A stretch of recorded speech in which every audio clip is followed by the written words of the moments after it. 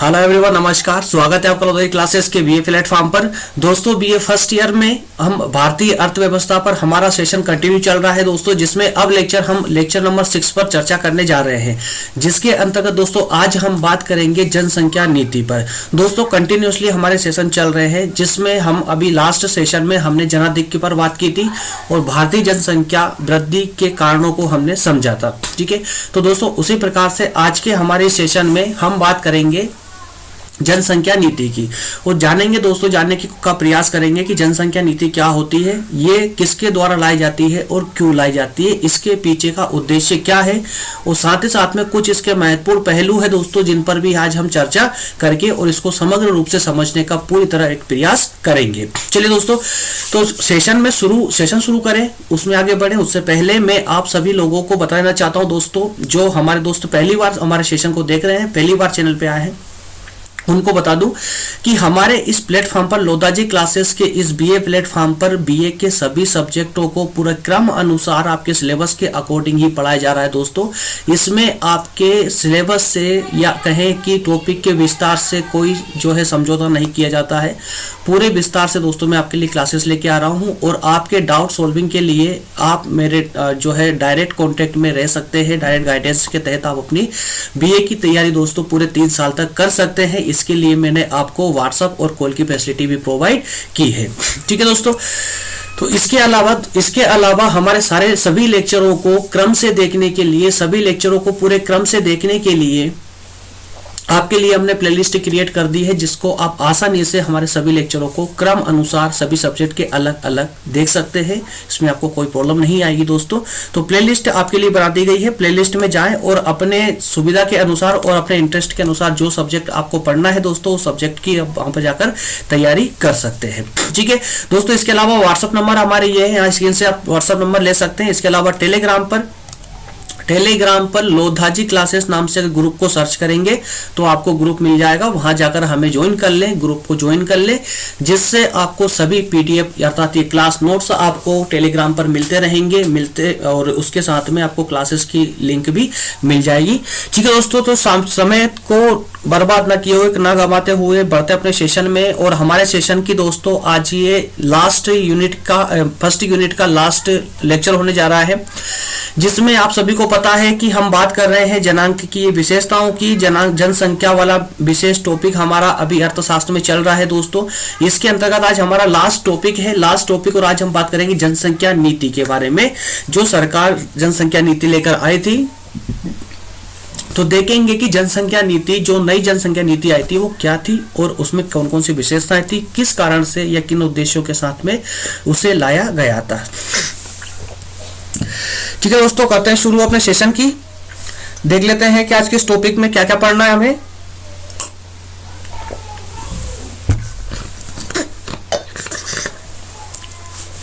तो दोस्तों आज के टॉपिक में हम जानेंगे जनसंख्या नीति के बारे में। जनसंख्या नीति के को भी दोस्तों हम 4 पार्ट में समझने का प्रयास करेंगे। 4 रूप से सबसे पहले हम इसके अर्थ की बात करेंगे, हम इसको जानेंगे कि जनसंख्या नीति होती क्या है। उसके बाद में जो नई जनसंख्या नीति आई है दोस्तों, जो लास्ट में आई थी, वो आई थी 2000 में, जिसको 2000 से लेकर के सन 2000 से 2045 तक उसको टारगेट किया गया था दोस्तों जनसंख्या को। उसके तहत ही जो जनसंख्या नीति लाई गई थी उस पर हम बात करेंगे 2000 की पर। इसके अलावा इस नीति का मूल्यांकन अर्थात इसका एक नकारात्मक पक्ष देखेंगे, इसकी असफलताओं को देखेंगे कि इस जनसंख्या नीति क्या सफल हुई थी या असफल रही, और असफल रही तो किन कारणों से रही है, या उस असफलता को दूर करने के लिए कौन कौन से प्रयास हम कर सकते हैं। तो इस पर भी हमारा एक समग्र चर्चा होगी। एक सेकंड दोस्तों।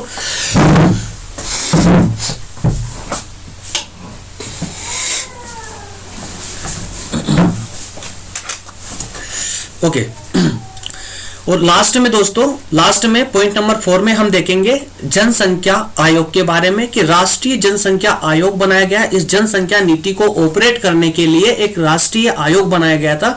तो वो आयोग किनके द्वारा बनाया गया, क्या क्या उसकी विशेषताएं थी, वो सब कुछ दोस्तों आज के सेशन में हम पढ़ने वाले हैं। तो चलिए शुरू करते हैं अपने पहले पॉइंट से। पहला पॉइंट है हमारा अर्थ या फिर आशय, या फिर इसको हम अपने एग्जाम के हिसाब से व्याख्या भी बोल सकते हैं दोस्तों। व्याख्या है ना, जो कि हमें प्रत्येक प्रश्न के शुरुआती पॉइंट के तहत लिखना है।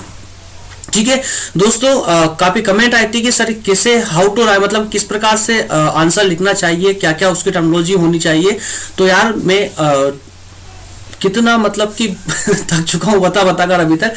आपके लिए मैंने लगभग 1 घंटे का सेशन लिया हुआ है कि आपको एग्जाम में किस प्रकार से आंसर राइटिंग करना है। दोस्तों प्लेलिस्ट में जाइए या आपके जो भी चैनल में जाइए, आपको वहां पर एक क्लास मिल जाएगी। लगभग 45 मिनट से लेकर के 1 घंटे तक की क्लास है। उसमें एक एक बारीकी से मैंने उसमें बताया है कि किस प्रकार से आपको आंसर राइटिंग करना चाहिए। चलिए शुरू करते हैं अपना टॉपिक आज का, जिसमें बात करेंगे हम अर्थ की। जनसंख्या नीति का अर्थ क्या है, क्या होती है जनसंख्या नीति, क्यों लाई जाती है। सबसे पहले दोस्तों आप इसका एक व्यवहारिक रूप समझने का प्रयास करें। व्यवहारिक रूप इसका क्या हो सकता है जरा समझे। जनसंख्या नीति केंद्र सरकार के द्वारा लाई जाती है। दिमाग में फिट कर लेना दोस्तों, जनसंख्या नीति केंद्र सरकार के द्वारा लाई जाती है और ये लाई जाती है जनसंख्या को नियंत्रित करने के लिए। अगर सरकार को लगता है कि देश में जनसंख्या वृद्धि तीव्र गति से हो रही है, जो कि हमारे देश की अर्थव्यवस्था या सामाजिक व्यवस्था किसी भी प्रकार से देश की स्थिति के लिए उचित नहीं है, तो एक ऐसी नीति का निर्माण किया जाएगा सरकार के द्वारा जो जनसंख्या वृद्धि को रोके, नियंत्रित करे। ठीक है, वहीं इसके विपरीत जब कभी ऐसा लगता है कि जनसंख्या वृद्धि बहुत ही धीमी हो चुकी है, अगर यही बनती रही, यही मतलब धीमी गति बनी रही, तो आगे चल करके बहुत ज़्यादा समस्याएं क्रिएट हो सकती है। तो ऐसी स्थिति में दोस्तों, ऐसी स्थिति में सरकार के द्वारा ऐसी नीति लाई जाएगी जिससे जनसंख्या वृद्धि को प्रमोट किया जाए। ठीक है, तो यही होती है नीति, ये होती है प्लानिंग, जिससे जनसंख्या को नियंत्रित किया जाता है। ठीक है, एक अच्छा एग्जांपल अगर आपको पता नहीं हो तो मैं बता दूं दोस्तों, जनसंख्या तीव्र गति से बढ़ रही, उसको नियंत्रित करने के लिए तो भारत सरकार हमेशा कोई ना कोई नीति लाती रहती है, जैसे कि अभी 2000 में लेकर आई थी जो 2045 तक चलेगी। ठीक है, लेकिन ऐसे कौन से ऐसे देश हो सकते हैं दोस्तों जिसमें जनसंख्या बढ़ाने के लिए कोई नीति लाई जाए, है ना। तो पिछले कुछ समय को देखोगे तो चीन में इस प्रकार की नीति लाई गई थी, जब उन्हें लगा था कि ये जो युवा वर्ग था देश का वो कम हो रहा है, उसका विकास कम हो रहा है, उसकी वृद्धि कम है, तो ऐसे में जनसंख्या वृद्धि के लिए उन्होंने वो नीति लाए थे। और रसिया में अर्थात रूस में दोस्तों काफी लंबे समय से जनसंख्या वृद्धि की नीति लाई गई है, क्योंकि वहां जनसंख्या वृद्धि बहुत ही धीमी है, बहुत ही कम है, इसलिए वहां पर जनसंख्या को प्रमोट किया जाता है ताकि अधिक से अधिक जनसंख्या बढ़े। चलिए बाकी आ जाते हैं वापस अपने टॉपिक पर। तो दोस्तों मैंने बताया आपको कि जनसंख्या को नियंत्रित करने के लिए इस प्रकार की नीतियों का सहारा केंद्र सरकार लेती है। तो जनसंख्या नीति से आशय जनसंख्या के आकार और संरचना में परिवर्तन लाना ही जनसंख्या नीति कहलाती है। और सरकार के द्वारा लोगों को अर्थात जनता को कुछ नियम बता दिए जाते हैं और कुछ निर्देश दे दिए जाते हैं, जिसके द्वारा जनसंख्या में परिवर्तन किया जाता है। वो जनसंख्या को बढ़ाया भी जा सकता है और जनसंख्या को कम भी किया जा सकता है। ठीक है, तो इसके द्वारा जनसंख्या को प्रोत्साहित या हतोत्साहित किया जाता है। दोस्तों इसी टर्मिनोलॉजी को याद रखें यार, इससे आपकी जो भाषा शैली है ना वो बहुत प्यारी हो जाएगी। और नंबर बिल्कुल सही है दोस्तों, बीए के अंदर जो नंबर आते हैं वो आपकी शब्दावलियों के भी आते हैं, है ना। सब कुछ आपको पता होता है, लेकिन जब आप आंसर राइटिंग करते हैं, लिखते हैं ना, तो आप वो इफेक्टिवनेस नहीं दे पाते। क्यों नहीं दे पाते? क्योंकि आपके पास में शब्दावली अच्छी नहीं होती है। तो हतोत्साहित, प्रोत्साहित, इस प्रकार की जो कुछ टर्मिनोलॉजी छोटे छोटे से वर्ड होते हैं उनको आपको याद रखना ही होगा। अगर शब्दावली आपकी बहुत शानदार है तो दोस्तों तो आप जो है बहुत अच्छी आंसर राइटिंग कर पाएंगे, बहुत ज्यादा प्रभावित आप एग्जामिनर को कर पाएंगे। ठीक है, इसके अलावा दोस्तों तो आवश्यकता के अनुसार कमी वृद्धि करना और जन्म दर व मृत्यु दर में जो है बदलाव लाना। तो ये मैं आपको एक ही लाइन में बोल चुका हूं कि सरकार के द्वारा जनसंख्या को नियंत्रित करना ही जनसंख्या नीति होती है। ठीक है, बाकी कुछ पॉइंट मैंने आपके लिए बनाकर दिए हैं, इनको अच्छे से समझेंगे, पढ़ेंगे तो ये आपके आंसर राइटिंग में अर्थात आपके एग्जाम में काम आएंगे। ठीक है, इसके बाद दोस्तों इसके बाद में अगर हम बात करें तो भारत में जो जनसंख्या नीति की दोस्तों अगर बात करें तो भारत ऐसा विश्व का पहला देश है, याद रखिए दोस्तों, विश्व का पहला देश है जहां पर सबसे पहले अर्थात 1951 में परिवार नियोजन कार्यक्रम चलाए गए थे। कब? 1951 से ही भारत में परिवार नियोजन कार्यक्रमों की शुरुआत हो चुकी थी। कैसे कार्यक्रम? हम दो हमारे दो, छोटा परिवार, सुखी परिवार, इस प्रकार के जो कार्यक्रम थे सरकार द्वारा चलाए जाते थे दोस्तों, इनकी शुरुआत 1951 में हो चुकी थी। और 16 अप्रैल 1976 को 16 अप्रैल 1976 को दोस्तों स्वास्थ्य परिवार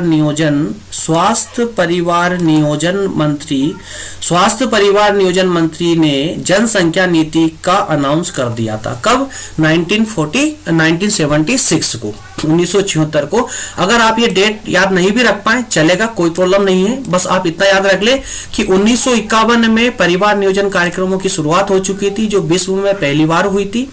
इसके अलावा 1976 में भारत में जनसंख्या नीति लागू कर दी गई थी। और किसने की थी? तो स्वास्थ्य परिवार नियोजन मंत्री ने की थी। ठीक है, तो दोस्तों इसके द्वारा, इस नीति के द्वारा जो स्वास्थ्य परिवार नियोजन मंत्री ने जो जनसंख्या नीति का अनाउंस किया था, उस नीति में राज्य सरकारों को कुछ छूट दी गई थी और उन्हें कुछ निर्देश दिए गए थे। और वो निर्देश छूट क्या थी? उन्होंने स्पष्ट तौर पर कहा था केंद्र सरकार ने सभी राज्य सरकारों को स्पष्ट तौर पर कह दिया था कि भाई यदि आप चाहें तो विवाह की आयु में वृद्धि कर सकते हैं जनसंख्या नियंत्रित करने के लिए। इसके अलावा जो परिवार नियोजन कार्यक्रमों के लिए हमारे ओर से तक केंद्र सरकार की ओर से जो फंड रिलीज होता है आप लोगों को, उस फंड में से 8% फंड को आप परिवार नियोजन कार्यक्रमों के 8% फंड को आप जो है परिवार नियोजन पर खर्च कर सकते हैं, 8% पैसे को। ठीक है, इसके अलावा लड़कियों की शिक्षा पर आप जोर दे सकते हैं, बाल आहार कौशल पोषण पर जोर दे सकते हैं, परिवार नियोजन के प्रचार कर सकते हैं। तो इस प्रकार की कुछ फैसिलिटियां जो है केंद्र सरकार के द्वारा राज्य सरकारों को प्रोवाइड की गई थी। ठीक है, किसके तहत? 1976 की जनसंख्या नीति के तहत। याद रहेगा दोस्तों। चलिए इसके बाद में सेकंड पॉइंट पर हम बात करेंगे और इसमें हम देखने वाले दोस्तों अब कि हमारी जो जनसंख्या नीति थी 2000 में जो आई थी, जो नई जनसंख्या नीति थी वो क्या थी। तो मैं आपको पहले ही बता चुका हूं कि हमारे जो नवीन जनसंख्या नीति 2000 में आई थी दोस्तों, वो 2045 तक काम करेगी। तो 2045 में फिर कोई नई जनसंख्या नीति बनाई जाएगी, उसके अनुसार फिर चलेगी।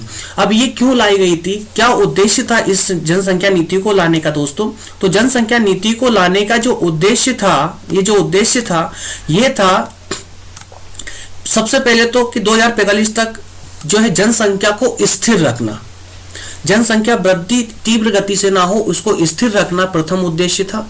ठीक है, इसके अलावा 2 बच्चों के सिद्धांत को अपनाना, हम दो हमारे दो को, जनसंख्या नियंत्रण को बढ़ावा देना, संबंधित पंचायतों जिला परिषदों को पुरस्कृत करना, जो अपने क्षेत्र में अच्छा काम करेगी उनको पुरस्कृत करना, शारदा अधिनियम को प्रभावित करना, उसको लागू करना और गर्भपात सुविधाओं का जो है विस्तार करना। तो इस प्रकार के दोस्तों कुछ नियम यहाँ पर लगा दिए गए थे, कुछ निर्देश दिए गए थे और कुछ जो है इस जनसंख्या नीति के तहत कुछ उद्देश्यों के तहत ही कुछ आधारों को आधार बना करके और उन्हें लागू किया गया था, जिसके आधार पर जनसंख्या को नियंत्रित किया जा सके। ठीक है, तो ये थी हमारी 2020 की जनसंख्या नीति। और दोस्तों एक बात यहीं पर जान लो, आगे स्लाइड में आपको काम आने वाली है कि ये जो जनसंख्या नीति आई थी 2000 में, इस जनसंख्या नीति पर नजर रखने के लिए कि ये कार्य उचित रूप से कर पा रही है या नहीं कर पा रही है, कहीं इसमें कोई कमियां तो नहीं है कि जो हम उद्देश्य या आधार लेकर आए हैं वो कार्य कर रहे हैं देश में या नहीं कर रहे हैं। तो इस सब पर नजर रखने के लिए एक आयोग गठित किया गया था और आयोग की अध्यक्षता स्वयं प्रधानमंत्री के द्वारा की गई थी। ठीक है, बस अभी आप ये याद रखेंगे कि एक जो जनसंख्या नीति पर दृष्टि रखने के लिए, नजर रखने के लिए एक आयोग की स्थापना की गई थी, एक राष्ट्रीय आयोग की स्थापना की गई थी और उस आयोग का अध्यक्ष कौन था दोस्तों? वो प्रधानमंत्री होते हैं। ठीक है, और इसके अलावा उनके जो सदस्य होंगे वो सीधी सी बात है सभी राज्यों के मुख्यमंत्री होंगे, है ना। चलिए अब बात करते हैं जनसंख्या नीति जो 2000 में आई थी, इसका मूल्यांकन करते हैं। मूल्यांकन अर्थात कि इसकी असफलताओं पर एक प्रकाश डालते हैं कि ये जनसंख्या नीति किस प्रकार से असफल रही है दोस्तों। तो भारत में इस जनसंख्या नीति को सफलता तो मिली है, हम डायरेक्टली नहीं कह सकते हैं कि पूरी तरह से असफल हो गई। हालांकि जनसंख्या नीति सफल तो रही है, लेकिन दोस्तों अधिक सफलता नहीं मिल पाई है, मात्र 44% 44% लोगों ने ही इसको अपनाया है, 100 में से 44% लोगों ने ही इसको एक्सेप्ट किया है जनसंख्या नीति को। ठीक है, अब इसमें 44% लोग कौन होंगे दोस्तों? जो अधिक साक्षर होंगे, है ना, जो अधिक साक्षर होंगे, जो अधिक सक्षम होंगे, उन लोगों ने एक्सेप्ट किया है, और जो रूढ़िवादी होंगे इन्होंने उनको निग्लेक्ट किया है। ठीक है ना। इसी प्रकार से अभी भी कम उम्र में विवाह हो रहे हैं, आप खुद प्रत्यक्ष रूप से देखते हैं और देखते आ रहे हैं। इस नीति को प्रभावी बनाने के लिए कुछ प्रयास अपनी ओर से अगर हम बताएं कि कुछ पॉइंट अपनी तरफ से रखे जाए कि इस नीति को, जनसंख्या नीति को किस प्रकार से प्रभावी बनाया जा सकता है, जो कमियां हैं, जो 44% से कैसे इनका परसेंट बढ़ाया जाए जनसंख्या का, जो उनको अपनाए, तो दोस्तों क्या किया जा सकता है इसके लिए?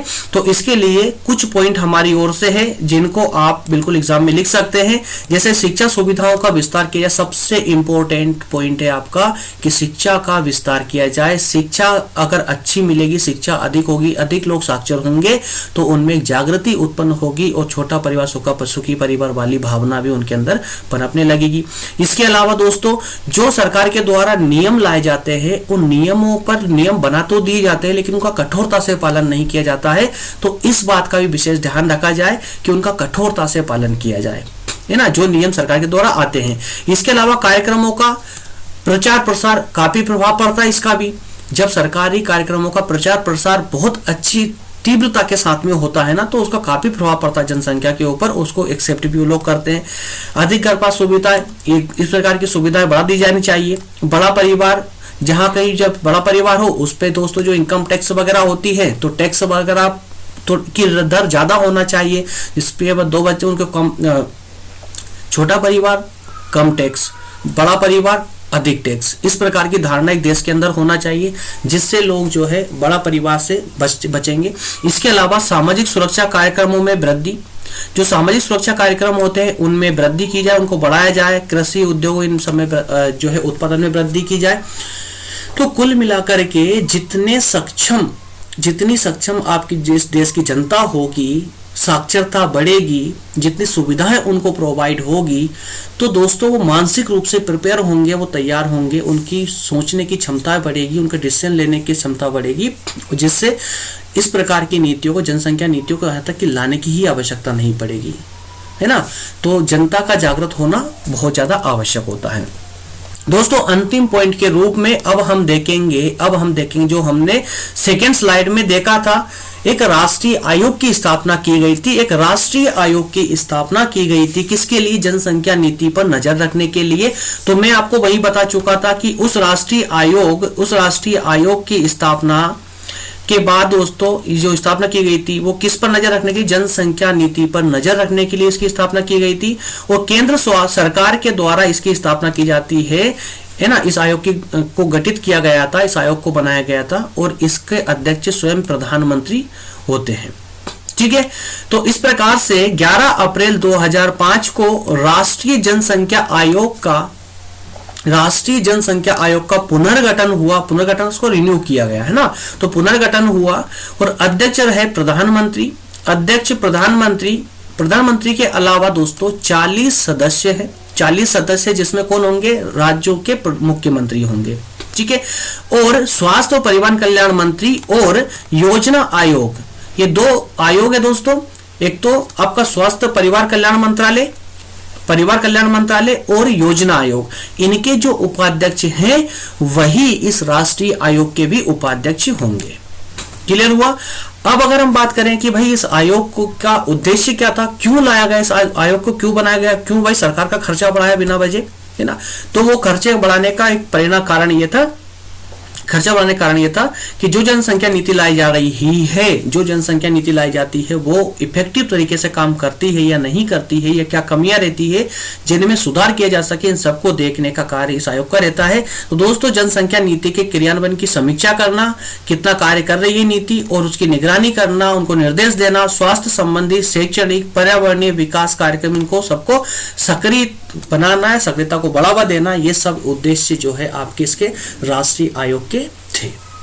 ठीक है। तो इस प्रकार से दोस्तों हमने 4 पॉइंटों के माध्यम से इसको पूरा एक शिक्षा जनसंख्या नीति को समझने की कोशिश की है। हालांकि कोई बड़ा टॉपिक नहीं था, इसको एक स्लाइड में भी खत्म किया जा सकता था, इससे भी छोटा सा टॉपिक था, लेकिन मुझे लगा कि आपके एग्जाम के पॉइंट ऑफ व्यू से ये इंपॉर्टेंट है, इसलिए मैं इसको थोड़ा सा एक नोट्स के रूप में लेकर आया, जिससे कि आपको एग्जाम में लिखने के लिए पर्याप्त डाटा मिल सके, है ना। तो इस आयोग के लिए एक राष्ट्रीय जनसंख्या स्थिर, हाँ दोस्तों इसको एक बात और इसमें याद रखना कि जो जनसंख्या नीतियां लाई जाती है उन नीतियों पर नजर रखने के लिए तो राष्ट्रीय आयोग की स्थापना कर दी जाती है। अब जैसा मैंने बताया भाई, कोई भी अगर आयोग की स्थापना होगी, कोई आयोग गठित होगा, तो उसमें अब देखिए अब 40 तो सदस्य है, जो राज्यों के मुख्यमंत्री है, प्रधानमंत्री आपके अध्यक्ष होंगे, परिवार स्वास्थ्य कल्याण मंत्रालय के उपाध्यक्ष और योजना आयोग के उपाध्यक्ष भी इसके उपाध्यक्ष, तो इतने सारे सदस्य हैं, तो इनमें इस आयोग में खर्चा भी होगा ना कार्य करने का। तो खर्चे के लिए क्या किया गया, तो दोस्तों उस खर्चे के लिए प्रारंभ में एक अलग से कोष बनाया गया था, एक अकाउंट बनाया गया था, है ना। और स्थिरता जनसंख्या, इसका नाम क्या दिया गया था, राष्ट्रीय जनसंख्या स्थिरता कोष, राष्ट्रीय जनसंख्या स्थिरता कोष, इस नाम से एक अकाउंट बनाया गया था, एक कोष बनाया गया था। और बाद में इस अकाउंट को ट्रांसफर कर दिया स्वास्थ्य और परिवार कल्याण मंत्रालय को, ठीक है। किसको दे दिया, तो अब जो राष्ट्रीय आयोग का जो अकाउंट था या जो कोष था वो अब किसके अंडर में कार्य करता, वो किसके अंडर में है दोस्तों, तो परिवार कल्याण स्वास्थ्य मंत्रालय के अंडर में है, ठीक है। तो इस प्रकार से दोस्तों हमारा आज का ये सेशन कंप्लीट होता है। इसमें अगर कोई डाउट हो आपको तो मुझे कमेंट सेक्शन में जरूर बताइएगा दोस्तों। हाँ, सभी की कमेंट पे दोस्तों प्रत्येक कमेंट का रिप्लाई आता है आपको, सभी कमेंटों का, ऐसी कोई भी कमेंट नहीं जिसका आपको रिप्लाई ना मिले। तो आप ये ना सोचे कि हम कमेंट करेंगे हमें रिप्लाई मिलेगा या नहीं मिलेगा, पता नहीं, तो ऐसा नहीं दोस्तों। अगर आप कुछ भी कोई डाउट हो या कुछ भी होगा, आपकी कमेंट का, प्रत्येक कमेंट का रिप्लाई आपको हमारी टीम के द्वारा दिया जाता है। इसके अलावा टेलीग्राम, व्हाट्सएप, कॉल, इतनी सारी फैसिलिटी दोस्तों किसी पेड क्लासेस भी आपको देने से बचती है, लेकिन मैं आपको फ्री ऑफ कॉस्ट पूरे खुले यूट्यूब पर आकर दोस्तों मैं आपको बोल रहा हूं कि यार आइए जुड़िए हमारे साथ में और बीए के पूरे 3 साल हमारे साथ तैयारी कीजिए। अगर आप बीए के बाद में कॉम्पिटिटिव एग्जाम के लिए जाना चाहते हैं, चाहे आईएएस की एग्जाम के लिए प्रिपेयर होना चाहते हैं दोस्तों, तो मैं इसकी जिम्मेदारी उठाता हूं। बस आप मेहनत कीजिए, जुड़े रहे हमारे साथ में, आइए और हम आपको अभी से वही डाटा प्रोवाइड करते हैं जो आपकी यूपीएससी से लेकर के किसी भी कॉम्पिटिटिव एग्जाम के लिए सफिशिएंट डाटा होता है, ठीक है। तो दोस्तों मिलते हैं नेक्स्ट सेशन में, और नेक्स्ट सेशन होगा हमारा, आप सेकंड यूनिट पर हम मूव करेंगे दोस्तों, ठीक है। जिनको भी हमारे व्हाट्सएप नंबर चाहिए ले सकते, डिस्प्ले हो रहे हैं वापस से, और टेलीग्राम पर लोधाजी क्लासेस सर्च करेंगे, टेलीग्राम पर लोधाजी क्लासेस नाम सर्च करना है, ग्रुप मिल जाएगा। जो लोगों हमारे YouTube चैनल पर है वही लोगों आपको टेलीग्राम के ग्रुप पे मिलेगा, उसे ज्वाइन कर लेंगे तो सभी नोट्स आपको वहां से मिलते रहेंगे। कृपया करके कमेंट में बार बार ना पूछे कि सर हमें नोट्स कहाँ से मिलेंगे, यार थोड़ा लेक्चर को एंड तक देखा करो तो आपको मालूम भी चल जाएगा। शुरू में भी बोल दिया मैंने, आखिरी में बोल रहा हूँ, ठीक है दोस्तों। मिलते हैं नेक्स्ट सेशन में, तब तक के लिए आप सभी का बहुत बहुत धन्यवाद।